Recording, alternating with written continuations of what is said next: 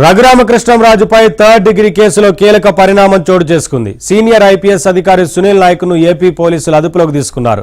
సునీల్ నాయక్ బీహార్లోని పట్నాలో ఐజీగా పనిచేస్తున్నారు. వైసీపీ ప్రభుత్వ హయాంలో సునీల్ నాయక్ ఏపీ సిఐడి ఐజీగా డెప్యుటేషన్ పై పనిచేశారు. తనపై థర్డ్ డిగ్రీ ప్రయోగించిన సమయంలో సునీల్ నాయక్ కీలకంగా వ్యవహరించారని ఏపీ శాసనసభ డిప్యూటీ స్పీకర్ రఘురామకృష్ణరాజు ఫిర్యాదు చేశారు.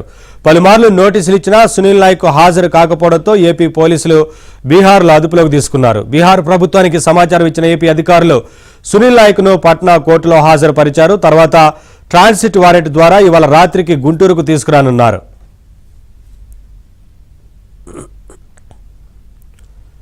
అప్డేట్స్ మా ఏపీ బ్యూరో చీఫ్ రామారావు అందిస్తారు.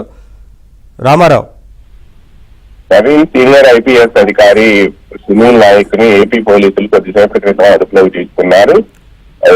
రఘురామకృష్ణరాజు వేధింపుల కేసులో థర్డ్ డిగ్రీ ప్రయోగించిన కేసులో ఇతను కీలకంగా వ్యవహరించాడని కూటమి ప్రభుత్వం అధికారంలోకి వచ్చిన తర్వాత రఘురామకృష్ణరాజు ఫిర్యాదు చేశారు. ఈ ఫిర్యాదు మేరకు అప్పటి ప్రత్యేక అధికారిగా నియమించిన ఏఆర్ దామోదర్ దీనికి సంబంధించి పలుమార్లు నోటీసులు ఇచ్చినప్పటికీ సునీల్ నాయక్ హాజరు కాలేదు అని చెప్తున్నారు.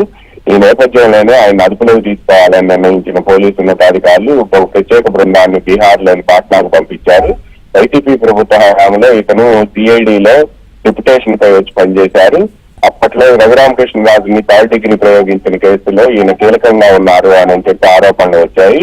ఈ నేపథ్యంలోనే ఆయన ఈ రోజు ఉదయం అదుపులోకి తీసుకొని బీహార్ ప్రభుత్వానికి తెలియజేయడంతో పాటు అక్కడ కోర్టులో ఈ రోజు 11 గంటలకు ప్రవేశపెట్టి ట్రాన్సిట్ వారెంట్ తీసుకున్న తర్వాత ఆసుపత్రిలో వైద్య పరీక్షలు నిర్వహించి ఈ రోజు సాయంత్రానికి కానీ ఈ రోజు రాత్రికి కానీ ఆయన్ని గుంటూరుకు తీసుకొచ్చేందుకు ప్రయత్నాలు చేస్తున్నారు. ఈ రోజు సాయంత్రం పాట్నా నుంచి హైదరాబాద్ కు తీసుకొచ్చి అక్కడి నుంచి విజయవాడ గన్నవరం ఎయిర్పోర్ట్ కి తీసుకొస్తారని చెప్పి సమాచారం అందుతుంది. రఘురామకృష్ణరాజుపై థర్డ్ డిగ్రీ ప్రయోగించిన కేసులో అంతకు ముందు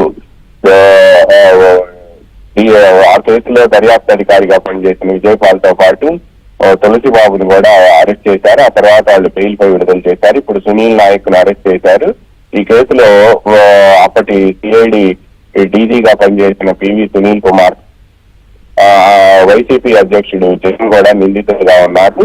అయితే సునీల్ నాయక్ ను అరెస్ట్ చేయడంతో ఒకసారిగా పోలీసు వర్గాల్లో చర్చనీయాంశంగా హాట్ టాపిక్ గా మారింది.